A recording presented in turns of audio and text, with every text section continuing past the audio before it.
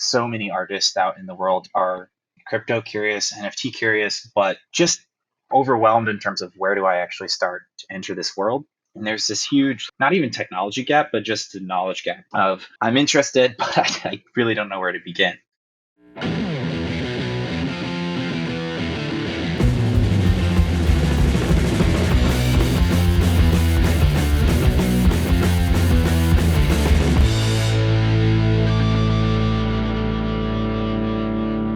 Hey, welcome to Airdrop, the show that'll help you understand what NFTs are, how they work, how to use them, and all that good stuff. I'm Rallion, and I'm here with my buddy Phosphorus, and by the time we're done with you, you're going to be calling yourself a founder and saying stuff like, oh, we're building right now. We're just in building mode right now.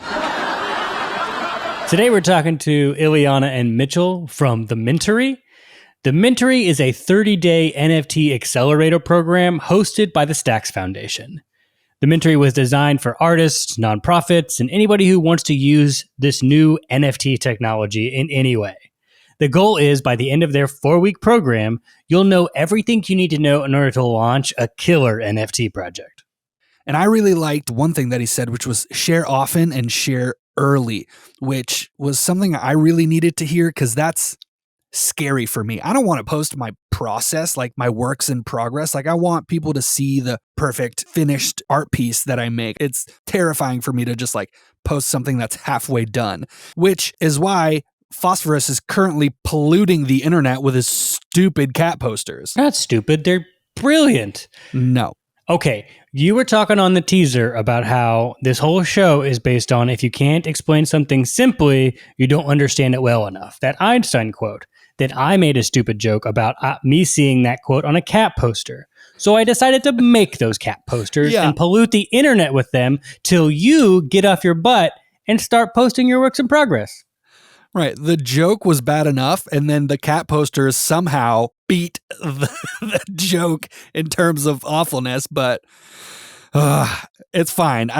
It's the push I need to like actually post stuff. It's fine. So if you want to see these cute cat posters as Rallion continues to sit on his hands and not do anything, make sure you follow us on Twitter at The Airdrop Show. Wow. Just going to put me on blast like that. Okay.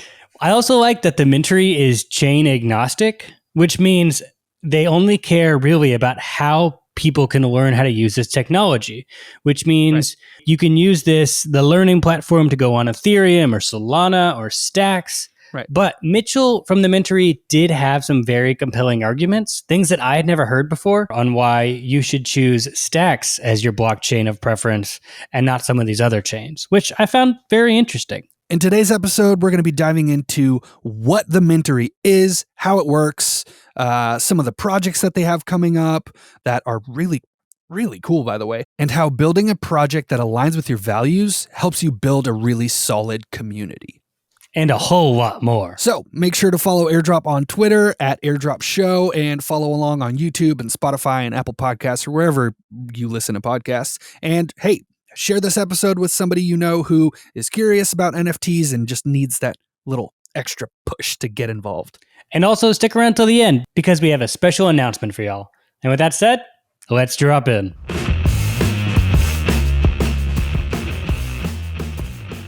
Hey guys, how's it going? Great. Good to be here. Great to be here. Today we got Mitchell and Ileana. Can you introduce yourself real quick for us? So hi, nice to meet you all. I'm Ileana. I'm the NFT resident at Stacks. So working closely with Mitchell on trying to help bring creators to Stacks and just essentially helping build a better world for creators in general. Awesome. Yeah, so I'm the head of growth at the Stacks Foundation. Stacks Foundation works really hard to bring artists, builders, and so forth into Web3, obviously through the Stacks blockchain and efforts like what we're going to talk about today with the Mintery, but anything and everything we can do to empower people that are beginning to explore this world is what we focus on. Awesome. Yeah, just the introduction of getting people into Web3, I already feel is a monumental task. So props to y'all for trying. I think that's really cool. We actually trained somebody how to use Zoom. We did. So that they could then take our NFT program. So we'll start wherever folks are ready. It's a lot of fun.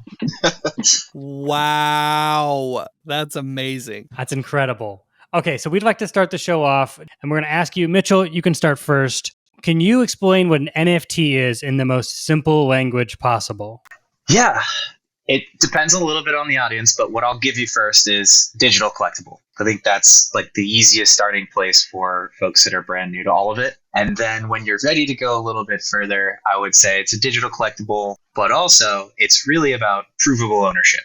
So it is really just a record to show you own something digital, and the implications of that are up to your imagination. NFTs and PFPs being sort of the most like widely mainstream use of this provable ownership over art and music and other things. But that's really it. If you can understand what a collectible is, I think you can understand why NFTs are appealing. Wow, that was really concise. I know you've explained this to a lot of people because that was really good. You had it at the drop of a hat. Just like, boom, here it is. I'm glad I could help. Ileana, do you have anything to add to that? I mean, very similar. So I kind of put it the same. It's a unique digital code, and that unique code represents some form of digital item. So a song from your favorite musician or a digital piece of art.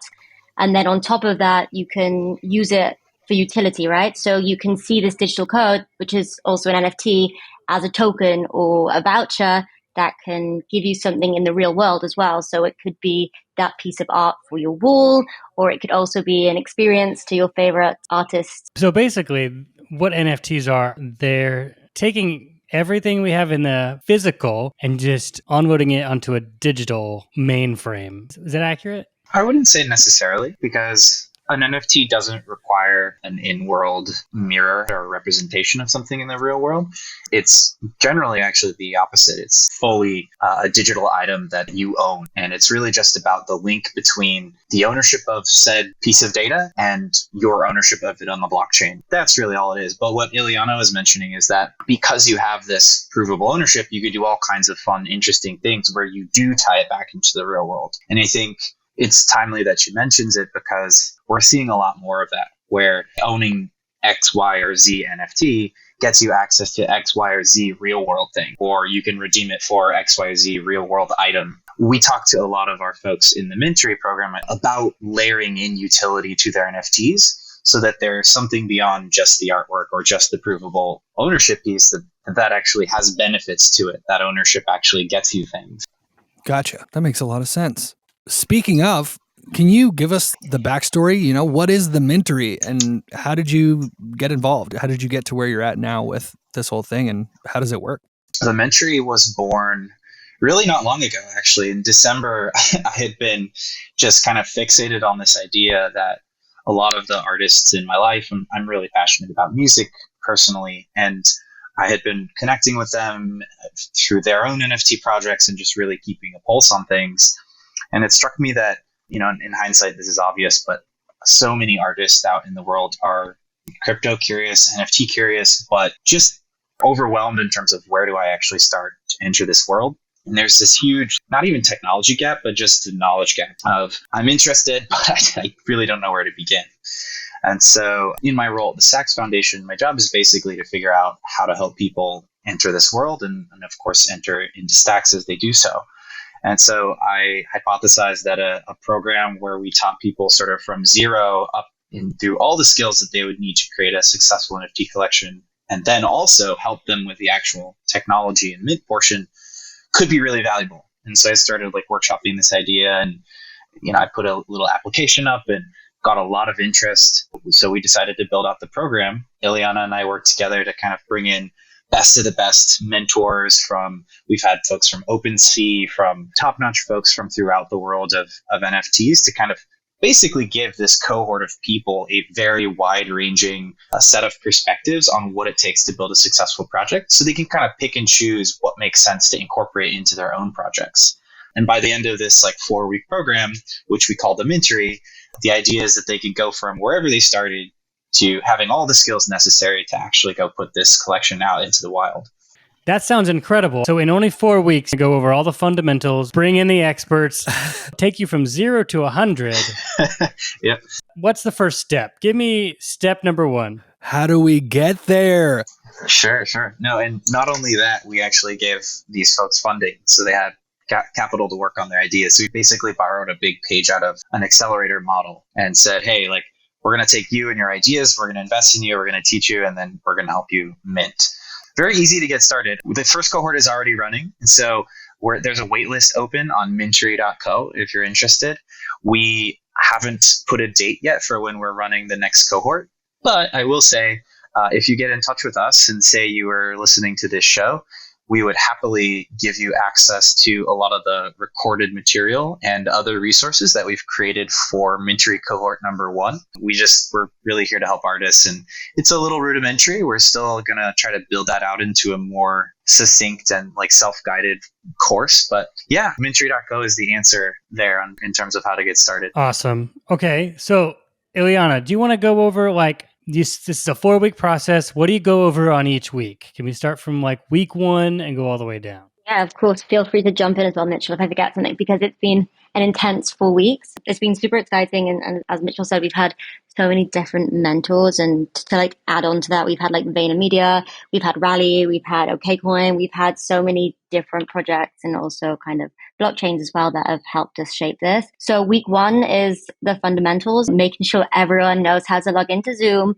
but also kind of walking through what the blockchain is, introduction to Web3, NFTs in general, and the different types of NFTs. And as we touched on earlier, kind of what you can actually do with them. So the use cases as well. And then, just kind of a background overview so that when people then got into week 2 and really wanted to start kind of understanding what their project should be or what their collection would look like, they have really everything there to inspire, because we really wanted to make sure that people knew that there's so many different types of ways to do this and kind of create that long-term project. So in week 2, then we dived into purpose, values, storytelling, and also very importantly, utility. And then that kind of brings us into the whole community aspect, but kind of really creating this purposeful project. And then we got into a little bit of the nitty-gritty in week 3, technology kind of rollout plan. What does that look like? What is the roadmap like? And then we finished it off with marketing, PR. So you might have your collection sorted, but what does it look like to price it? Where are you going to post it? How are you going to hype your community for it? Once it's minted, how do you know if it's going to sell out? And what do you do in order to make that happen? So it's been a very kind of concise but heavy 4 weeks. And now I believe the artists, they kind of now have their heads down and are a little bit thankful that they have some time to create now after all the sessions. Wow. Okay. I could dive into all of these topics, but I don't think anybody has the time for that at the moment.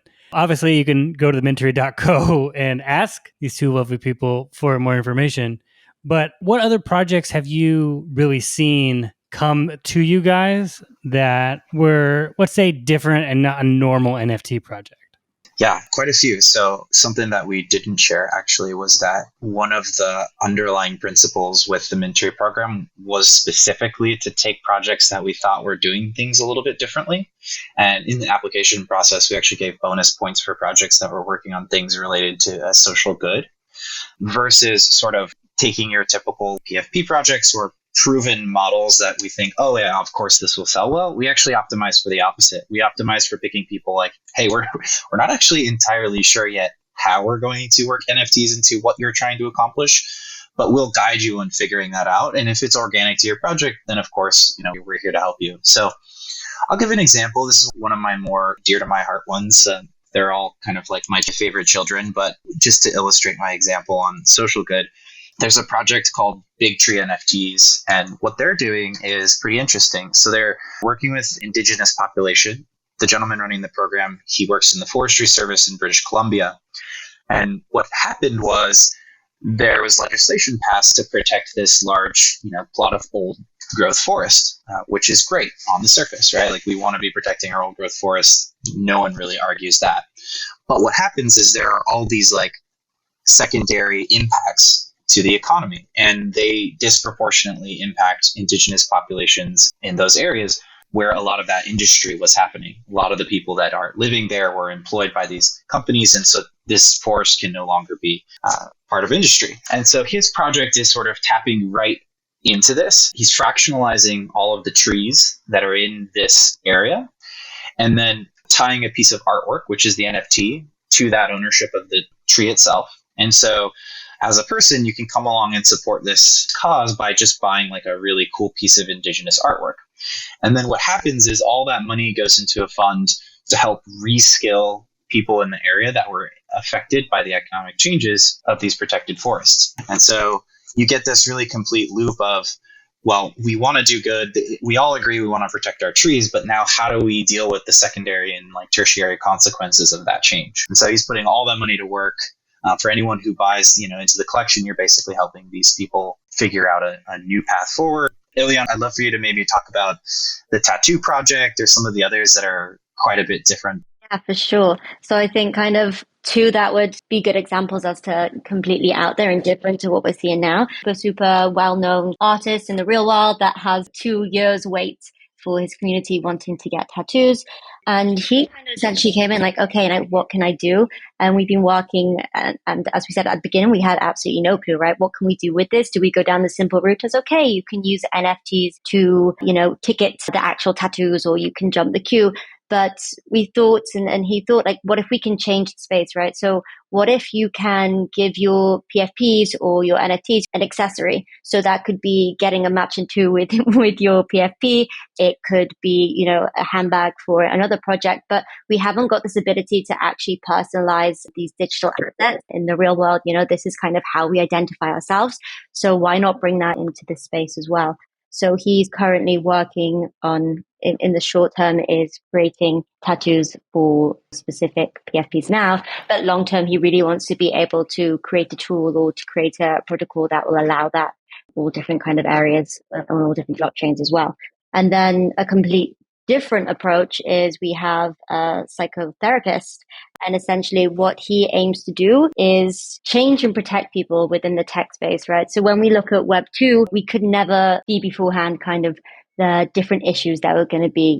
We have anxiety because we see these people with perfect lives, or, people get bullied online. This is something that when we walked into the space, we had no idea what the consequences were going to be for our actions. But now when we move into Web3, he thinks it's very important, and I believe a lot of people, that we need to protect ourselves and we need to kind of have this conversation. So he actually started off on thinking like, okay, let's create an NFT that will unlock a one-to-one session, but why not think bigger? And he's now working on a DAO that part of that community will, of course, help shape the Web3 and help shape. And of course, you can have different kind of conversations, or you can be part of the change, decide as to where that money goes, and then how you can help moving forward as well. So I think there's some really different and unique concepts. That's amazing. I love that you're not taking the easy route. You're saying, okay, yeah, we could do a bunch of PFP projects and make them real successful. And because we're helping them, we'll get a percentage and we'll make a bunch of money. And that's the easiest, most lucrative way of doing this. But you're like, no, where's the problem? Where are the people that need the help truly the most, that are doing something that's interesting and new and awesome? And how can we partner with them to make their thing work? That's incredible.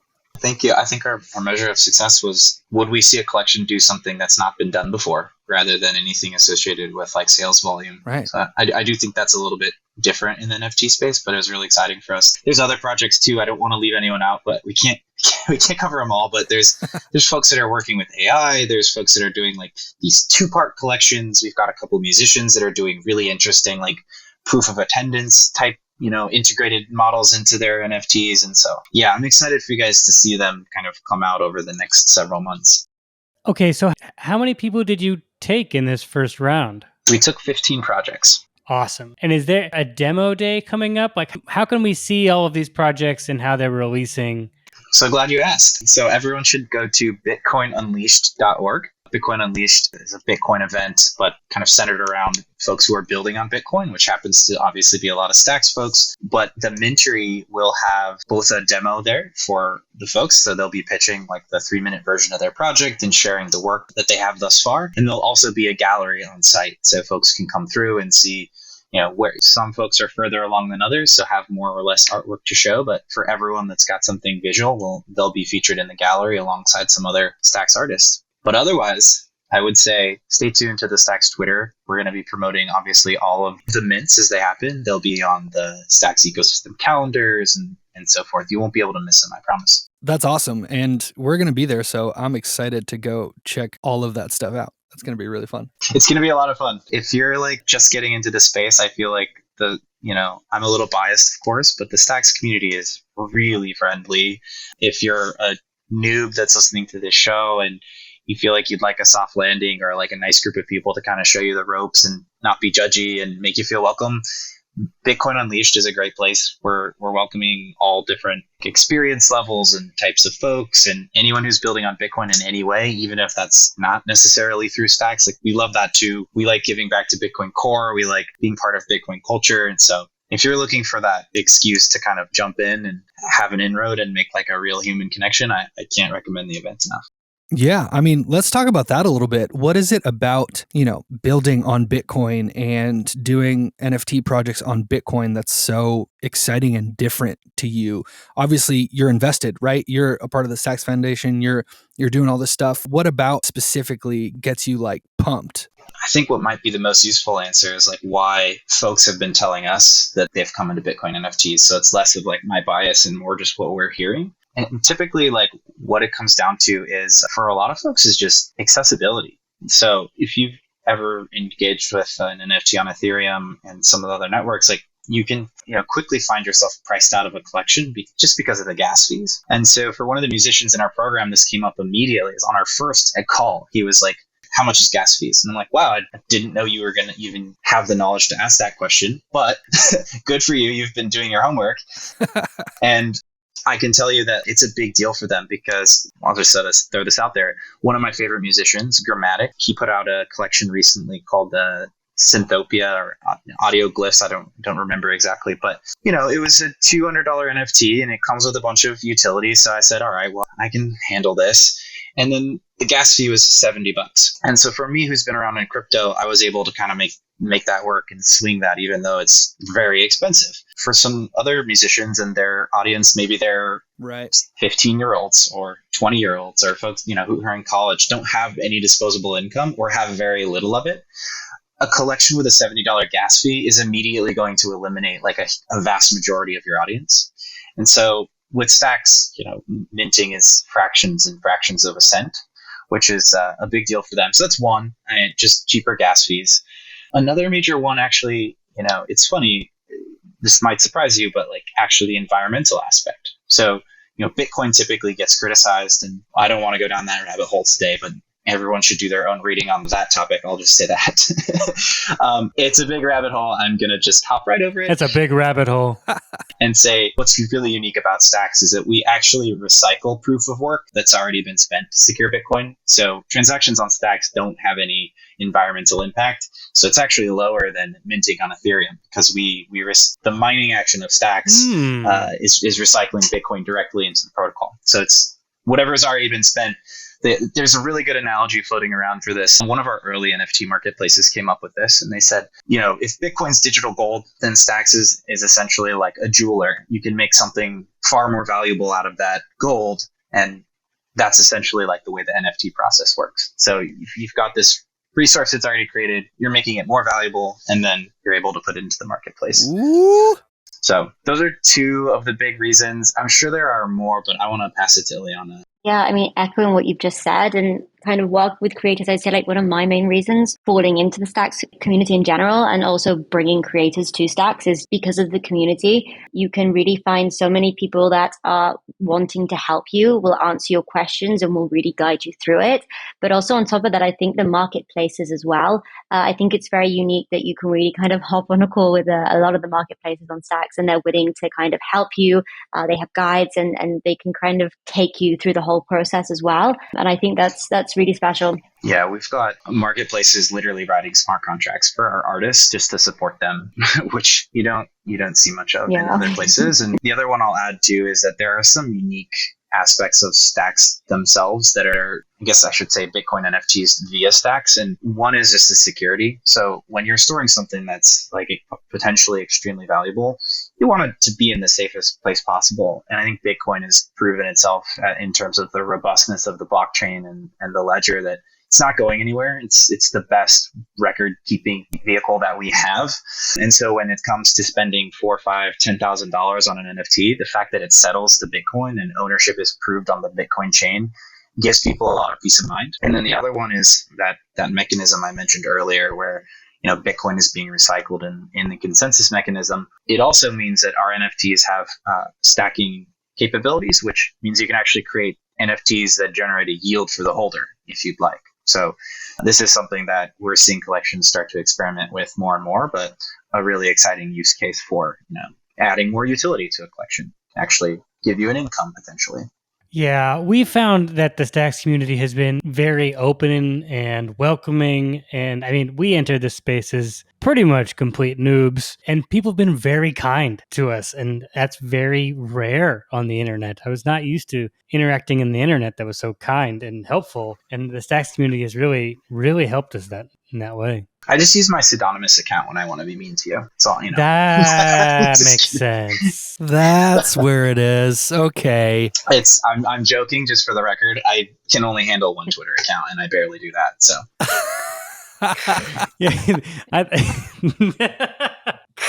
That was funny. All right. So you guys were talking a lot about just the community aspect of NFTs in general. Both of you guys have mentioned it. And I think it's a really big thing in how we build community in Web3 and how we foster community and how we bring people into the space. And you guys have multiple projects who probably have either who are building communities from scratch or have communities already. Can you guys go over the basics of what the Mintery says about community building in Web3? It's a very interesting question, and I think it's one that brings a lot of fear to a lot of people, and there's definitely a lot of ways to answer it. What we kind of focus on is like the first step to building a community is understanding or defining a clear purpose and values, right? So you want to make sure that you're starting off clearly to attract the right kind of people. So that would be my advice. And then something that I'm kind of stealing a bit from Drew, one of the mentors that came in, was kind of like these three areas. So it's art, social, and utility. So of course, people want to join to participate because of the art, right? They love the art, they love the artist, but also there is this social element to it. So the community itself needs to be attractive for people to want to be part of the community or want to join your project. So kind of how do you define yourself, or what kind of people do you want to bring? And that, of course, then comes back to your values. And then, of course, utility. There's loads of different ways with utility. So it could just be the art itself. It's beautiful art and you love the artist. That's the utility. But also what values, like what is your purpose, and how can you bring this to your community through the utility of your NFT? And then I guess kind of like to wrap it up, from my side is, of course, and making sure that you're promoting it using the right tools. Of course, we hear Twitter and Discord, the two biggest platforms when it comes to NFTs. So I guess definitely like understanding how to use this, or if not, because of course, a lot of artists also want to be artists. It's finding somebody that can help you with this, whether it's, finding a community manager, whether that's a paid community manager or somebody that believes in your work and is happy to trade their time for some of your art pieces, but also kind of tapping out into the larger picture. I think that's something that I've personally learned through the cohort myself. We focus so much on Twitter and Discord, but then actually there's a lot of other platforms that can bring value depending on who the audience is that you want to attract. And kind of something that I think is super cool is, as an artist, he's a musician called Tobias Dre, and he uses, I don't know if you know it, Omegle. Yeah. I'm not sure if anyone has this these days. Back in the day, it's like you know what I'm on about? You go on and you chat with random people online and you show your face. But actually, he built his whole Discord community through just going on there, sitting, playing music, chatting to people, and finding real connections, and then bringing them over to Discord, where they could then build and become part of the community. And then, of course, there's an NFT drop. No, I think you nailed it. I think what we've harped on a number of times is just that the community you build needs to be organic to the project and to your goals. And if you find yourself shilling anyone, you're doing it wrong. It's about finding places where like value aligned people are kind of living and breathing, and giving them the opportunity to see your project and see the benefits of your project and see if they want to be a bigger part of it. And the way that we've done this too is we've tried to just give people lots of different versions and different perspectives on community building, because everyone does it differently and sort of the strategy that you take emerges as you work on your project. So what's right for someone isn't going to be right for someone else. As much as I wish it were true, there's no template that I can give people on community building. But by exposing you to a number of different ways of how others have done it, you can sort of bit by bit pick and choose and put your own strategy together. We've also created, worksheets, and there are some fundamental things that apply across that are fairly universal. But first and foremost is just finding out where those people are and letting them know that you're working on something. That's the other big tip that we've been giving people is like share early and share often, because a lot of times there's this penchant to want to get things perfected before you put it out there in front of somebody. But if you actually allow the community to feel like they're part of the creation process and give you feedback along the way, the level to which they'll ride for you is incredible. You unlock a whole another level of engagement, and it's really cool to see. So just even if you're not proud of your first versions of things, like start a Discord, start getting it out there and like let people respond to it. They'll teach you a lot about where to take the collection and make sure you don't get stuck as well. Well, y'all, we're talking like the idea of knowing your purpose and your values first, knowing what kind of people you want to bring in, forming a community organically by just bringing them together, and sharing early and sharing often. I think those are all fantastic points that somebody, if you're listening, needs to be writing those down. Yeah, if you're taking notes right now as you listen to this podcast, those should be a bulleted list somewhere on your notes. And so I'm going to ask the question, is there an exercise that y'all put the cohort through that kind of defines their values and their purpose? Several, actually. I'll give a plug to that I've worked with for years, and great author and great guy. And I think his name's Don, but he runs something called Story Brand. It's an exercise I did a long time ago. The basic idea is that any project, company, NFT project, and insert thing here, has a story that should be closely tied to its brand if you want people to be able to quickly understand it and move forward with it. And the reason being is that the human brain is wired to understand stories. That's how we pass information, like through evolution. Storytelling was a major reason why we're all on the planet today. So our brains are actually uniquely adapted to understand a narrative structure. And so StoryBrand leans into that and says, well, great.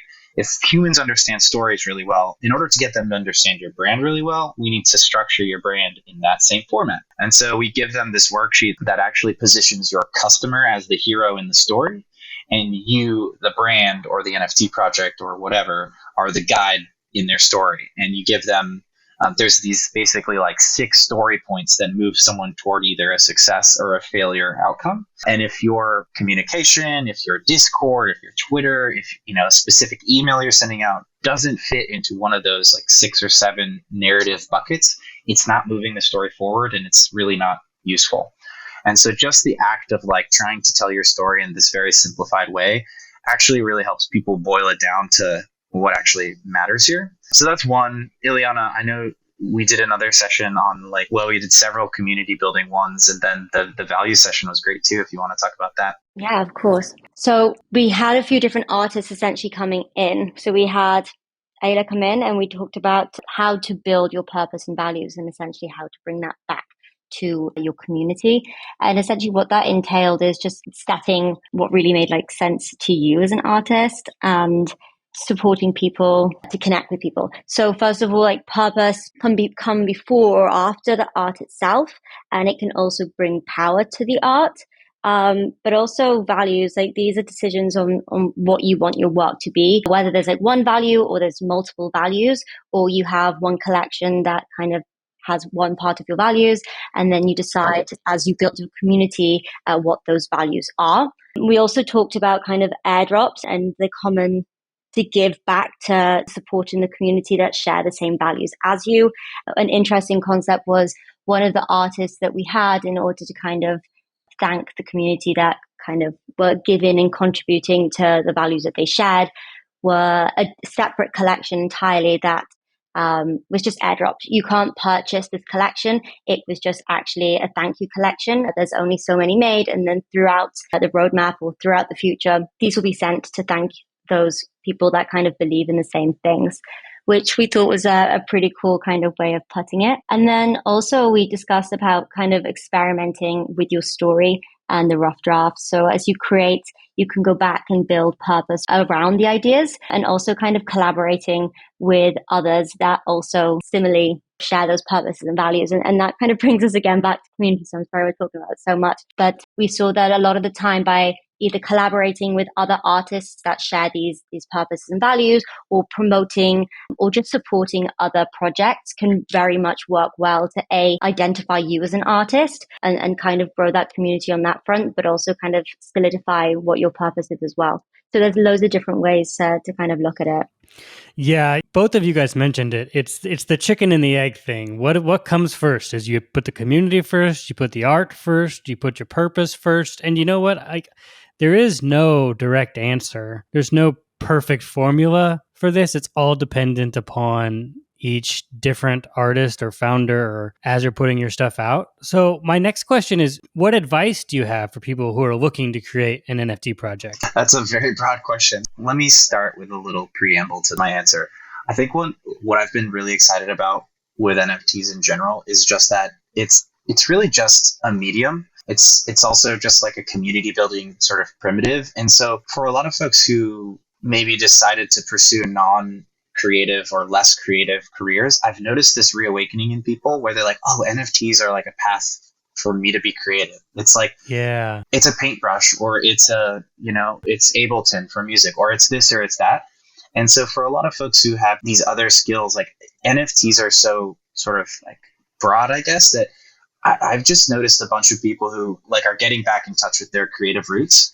And so I guess my advice is just lean into that. If there's an ape kind of project that calls your name and is just like really tickling something in you, just roll with it. Like that's my advice, is like, don't over worry, too much about where to start. If you feel the impulse to be creative, just follow that.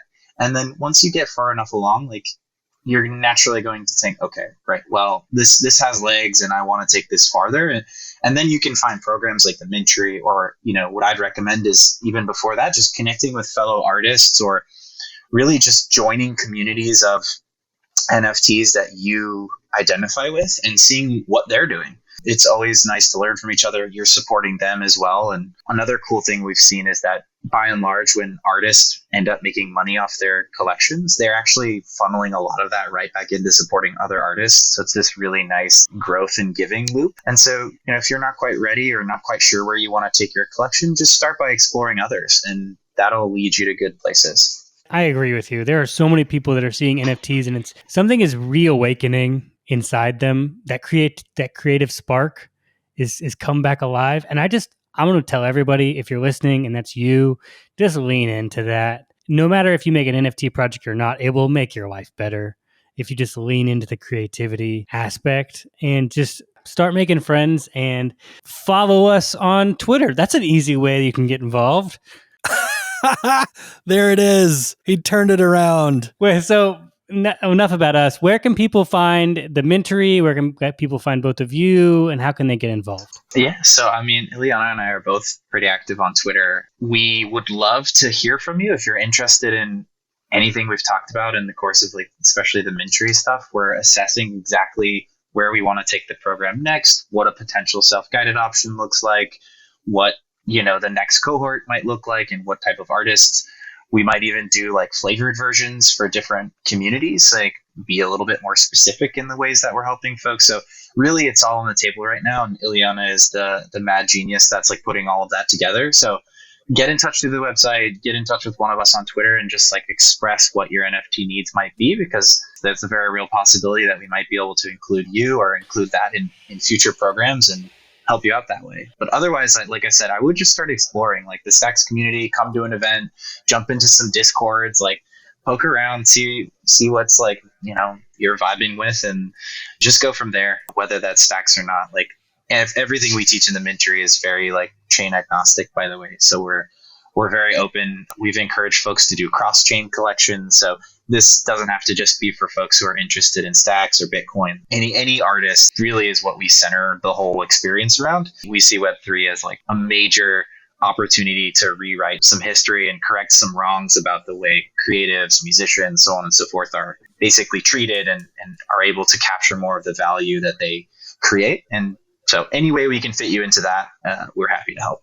Wow. I mean, this has been incredible. I think this conversation is going to be so valuable for anyone who's even just starting to dream about creating a project or doing something in NFTs and Web3. So I just want to thank you both for being on. You bet. I'm going to plug one more thing for Ileana here. Let's go. I would encourage everyone, if you're just in that boat of I'm lost and you don't want to wait for the next cohort and you don't want to do maybe self-guided, get in touch with her. You can email us both at hi@mintery.co. We'll open our calendars to you, book 15 minutes with one of us, and we'll kind of just hear where you're at and are happy to kind of point you in the right direction. Like I said, really regardless of Stacks or Bitcoin or otherwise, if you want to get started in this world, you're an artist, you're a musician, you're a sculptor, tattoo artist, whatever, jump on the phone for 15 minutes. It's time happily spent on our end, and we'll point you in the best way we think we can. So awesome.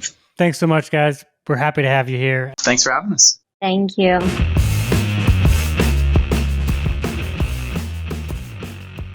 All right, it's announcement time. Rawian and I have been talking, and we've decided that we need to hear from you. So much of these conversations have just been one way, and I think it's time to go two-way.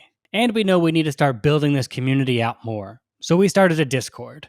We want to hear from you, and we want to have conversations with you so that together we can learn how to use NFTs really well. There's a link below, and it's only going to be open for 7 days. So make sure you click the link and join the airdrop crew. We're so excited to get to know you, to talk with you, and to help each other learn how to use NFTs. Thanks so much for listening to Airdrop. If you want to know more about the Mintery, we've got a whole list of links in the description. And if you enjoyed this podcast, you know what to do. Rate, review, share, follow us here on the podcast app that you're using right now, or on YouTube, Twitter, all that kind of stuff. And remember, if you confuse, you lose, noise is the enemy, and creating a clear message is the best way to grow your business. Isn't that from StoryBrand?